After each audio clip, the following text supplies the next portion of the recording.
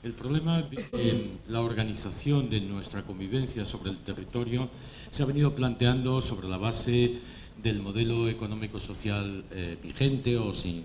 cuestionarlo, y por lo tanto con empleo de instrumentos digamos que suponen el modelo de construcción del espacio a partir justamente de ese modelo, es decir, como expresión física del modelo social y económico vigente. Sin embargo, en la sociedad actual de la innovación científico-tecnológica muy rápida y por lo tanto de la creación por el propio hombre de riesgos incluso globales, se plantean para el gobierno territorial nuevos retos que hay que afrontar desde el punto de vista multidisciplinar, desde luego también por el derecho. Por de pronto el problema, ¿qué es lo que hay que ordenar? Tradicionalmente la ordenación ha adoptado una perspectiva bidimensional, es decir, colocados desde una posición aérea, separando usos en el territorio, lo cual responde a nuestra concepción jurídica de composición de derechos en el espacio, pero es lo cierto que en la actualidad, por las posibilidades tecnológicas del hombre, tenemos que pasar a una dimensión superior, a la tridimensionalidad, en el suelo, en el vuelo y en el subsuelo, y esto plantea retos jurídicos muy importantes en cuanto al estatuto del derecho de propiedad privada, su relación con los bienes públicos, puesto que el gobierno del territorio básicamente es separar lo que es el espacio común, el espacio de la vida en colectividad, con el espacio propio de la vida privada. Pero además, en función de esa evolución que hemos experimentado, en la actualidad hay un reto suplementario, incluso por razón ya exclusivamente de determinados sectores tradicionales, como puede ser el turístico, pero también en virtud de la evolución técnica económica, puesto que el hombre tradicionalmente no ha ocupado el mar, pero sin embargo hoy es capaz, y de hecho lo está haciendo, de verificar múltiples usos que se concentran en el espacio marítimo costero y que cada vez hacen más necesaria la aplicación de técnicas muy similares a cómo se ha venido ordenando la pluralidad de usos humanos sobre el territorio. Por ejemplo, en la Unión Europea acaba de ser aprobada en el 2014 una directiva sobre la planificación del espacio marítimo, y esto plantea problemas de continuidad o discontinuidad entre la planificación territorial tradicional en tierra y la planificación del espacio marítimo inmediato a la costa, puesto que se producen, aparte de los usos de parques eólicos o prospecciones petrolíferas o acuicultura, etcétera, etcétera, etcétera, se producen usos turísticos intensos en que los usos se producen tanto en tierra como en mar, y aquí hace falta una coordinación entre la planificación territorial clásica y la marítima. Esto plantea numerosísimos problemas para el derecho internacional público, en qué medida el concepto de soberanía y la división interna del poder se puede aplicar también al espacio marítimo, cómo se coordina eso con la Convención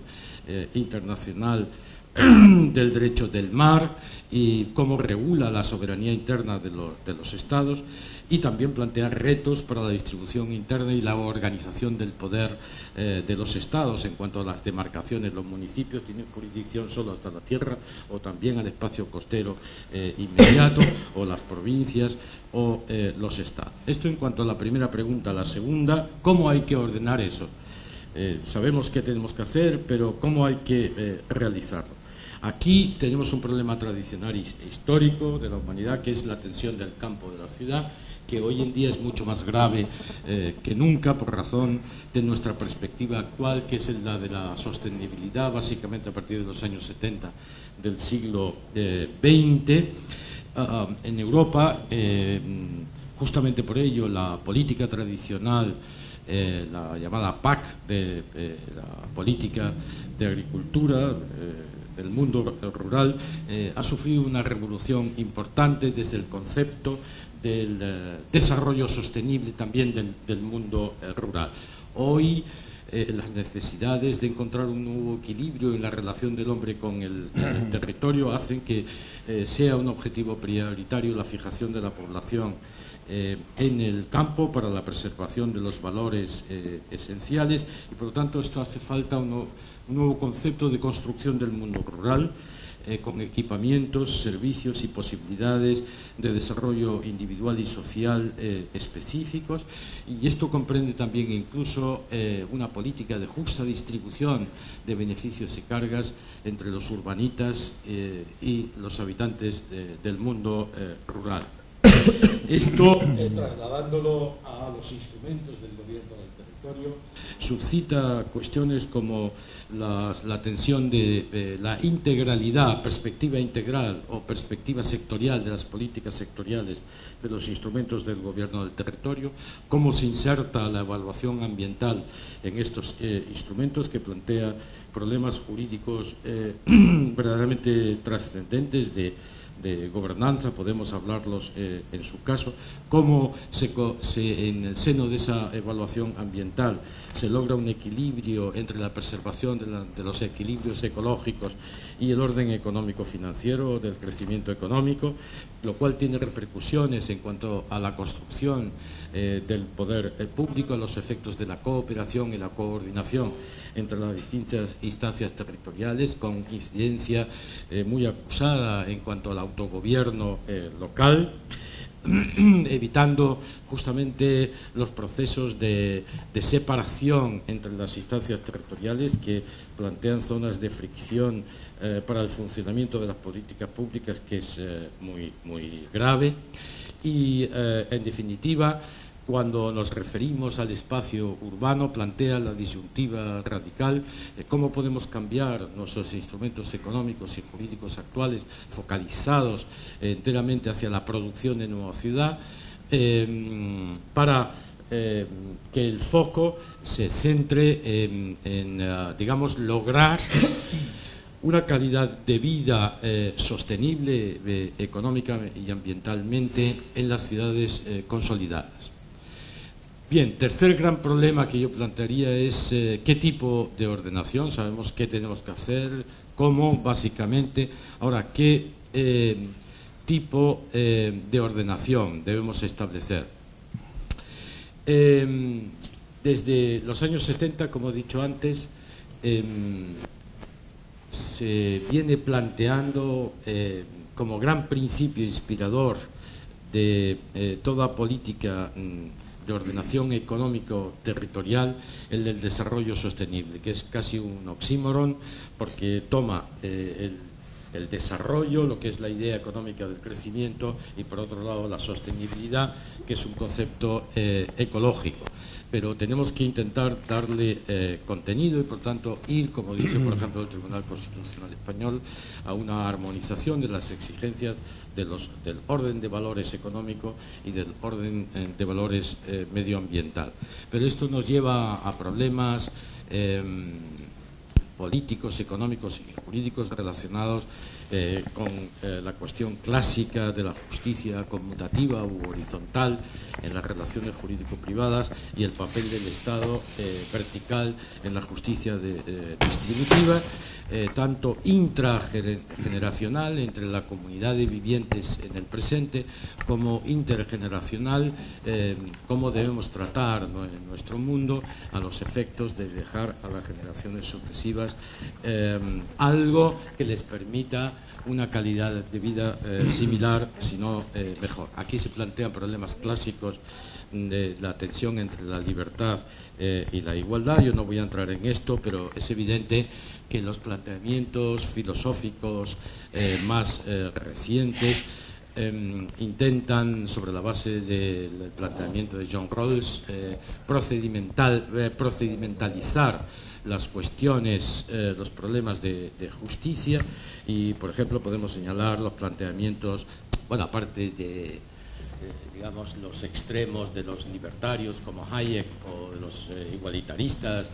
de corte socialista, marxista, los ensayos muy prometedores actuales de tipo Dworkin, que ponen el acento en la igualdad en los recursos, o de Amartya Sen y Martha Nussbaum, que a mí me parecen lo más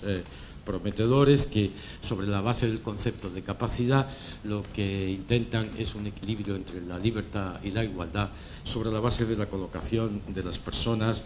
en condiciones basales iguales para el desarrollo en sociedad de sus capacidades. Por tanto, tenemos ahí un problema serio, un gran reto para las ciencias económicas y sociales en general y el derecho en particular. Ahora, ¿qué consecuencias tiene esto para la ordenación territorial y el urbanismo? Pues para su construcción tenemos que resolver los problemas de la transversalidad de esta política, cómo esta política puede condicionar las políticas sectoriales sin anular su núcleo esencial, cómo podemos articular los instrumentos para que no se anquilosen, que es un fenómeno que en Europa se da, en la medida en que diseñemos instrumentos poderosos, transversales, pero que se fijan en normativas que se solidifican, resultan, digamos, inadecuados al carácter dinámico de los problemas sociales. Por tanto, hay que combinar esta decantación en documentos jurídicos rígidos con la dimensión procedimental, la concepción de la planificación del territorio como un verdadero proceso que potencie no solamente la dimensión sustantiva, sino sobre todo la dimensión temporal de cómo vamos haciendo las cosas en el territorio. Bueno, y aquí en la dimensión temporal, por ir ya concluyendo mi intervención con algunas cosas más concretas sobre el mundo urbano, que constituye hoy verdaderamente un problema importante, tenemos que tener en cuenta que muy probablemente el poder público en el futuro no va a poder cumplir todas las responsabilidades que le incumben en el momento actual y que deben encontrarse fórmulas de colaboración público-privada necesariamente. Y esto en el ámbito de la organización territorial y urbanística comporta la necesidad de encontrar jurídicamente soluciones a los problemas en las relaciones triangulares entre el propietario, el promotor de acciones sobre el territorio o de construcción del espacio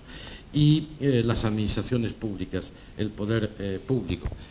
Y en segundo lugar, ¿cuáles son las responsabilidades que les podemos exigir a estas administraciones? Digo que nos vamos a centrar, y esto es lo último que voy a desarrollar, en la ciudad, porque hoy en día, desde la óptica de lo que hemos venido hablando, la urbe, la ciudad, es el problema principal. El mundo está urbanizado, la mayor parte de la población vive en ciudades y la ciudad se ha convertido al mismo tiempo en un factor, en un elemento capital de los sistemas económicos sociales, del desarrollo económico de un país, puesto que es el lugar, digamos, de fermentación de las innovaciones, de la pluralidad, etcétera, etcétera, y de las máximas capacidades, pero al mismo tiempo es un factor de peligro, de riesgo ambiental y de sostenibilidad muy considerable por el consumo de energías fósiles, por la contaminación difusa que produce. Es uno de los factores de contaminación de gases de efecto invernadero más grandes, el transporte o el parque edificado, las calefacciones, las refrigeraciones, porque es la ciudad es un consumidor de recursos naturales y básicamente del suelo muy importante, de tal manera que produce un sellado entre el subsuelo y la atmósfera, desviando los procesos naturales y produciendo alteraciones en los equilibrios ecológicos. Importante, y finalmente es un centro de consumo de agua verdaderamente difícil de ponderar. Esto en el panorama europeo, por ir rápido, ha determinado todo un contexto importante de medidas que se resumen en una estrategia urbana centrada en evitar la producción en nueva ciudad a ser posible. De tal manera que la concentración en la ciudad ya hecha en su densificación óptima para la evitación de la ocupación de nuevo suelo virgen. Y hay a su vez toda una estrategia temática del medio ambiente urbano y con un paquete energético llamado 20-20-20 para lograr en la ciudad consolidada y en el parque edificado una reducción de la emisión de gases de contaminación del 20%, una producción de energía eléctrica con energías renovables del 20% y una eficiencia en el consumo energético, asimismo, del 20%, de ahí el 20-20-20. El objetivo es un objetivo de sostenibilidad ambiental, pero combinado con la cohesión social, es muy importante, y por tanto la producción de una mejora en la calidad de vida. No puedo entrar en estos temas, pero podemos luego desarrollarlo. El problema es cómo se hace esto. Se hace priorizando la consolidación y la compactación, la mezcla de usos, la densificación óptima, la dotación de equipamiento, sobre el crecimiento o la expansión, evitando la ocupación extensiva del suelo, interiorizando en todas las políticas la vertiente de la sostenibilidad y la eficiencia energética y combinando objetivos ambientales, económicos y sociales, porque en la ciudad se produce un fenómeno también de degradación social,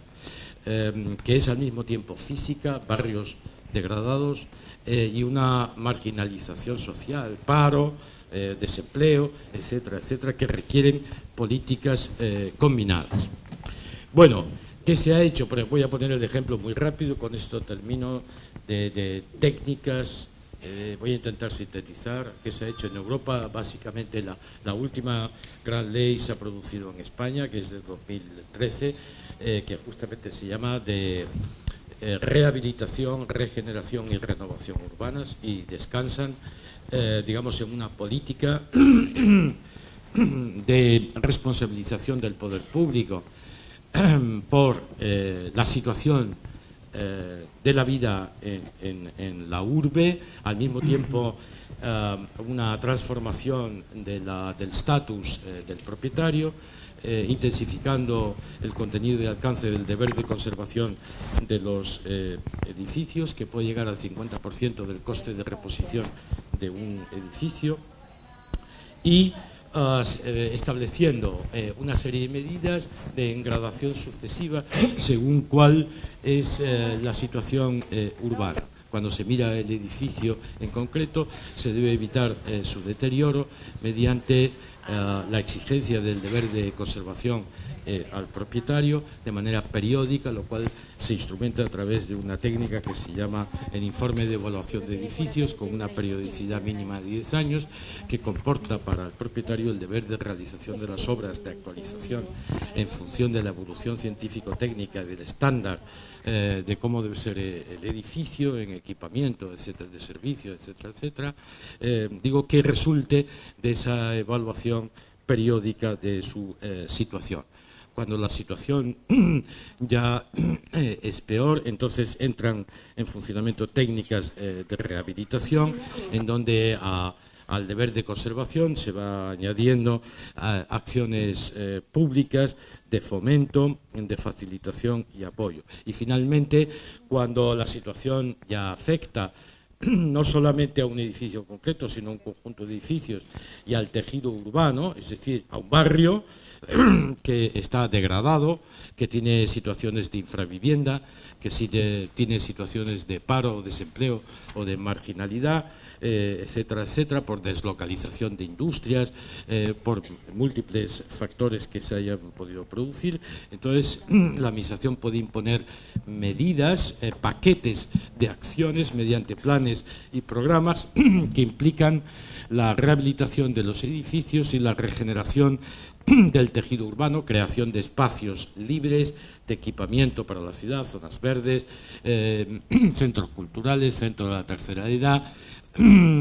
para mejorar las condiciones de vida y la posibilidad de que ese barrio se integre en la ciudad y contribuya, digamos, a que esta ciudad sea competitiva en el sistema económico global. Para eso se emplean técnicas,